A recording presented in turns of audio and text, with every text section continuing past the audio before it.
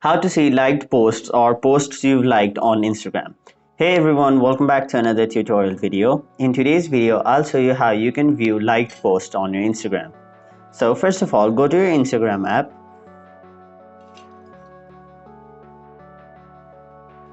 Now once you've opened your Instagram app, go to your profile icon on the bottom right corner of your screen.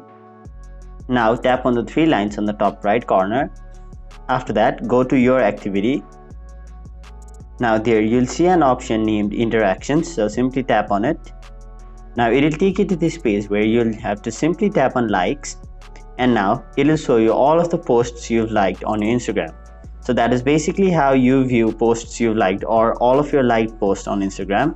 That is it for this video. Hope this video was helpful to you guys, and if it was, make sure you like this video and subscribe to our channel so that you don't miss out on it.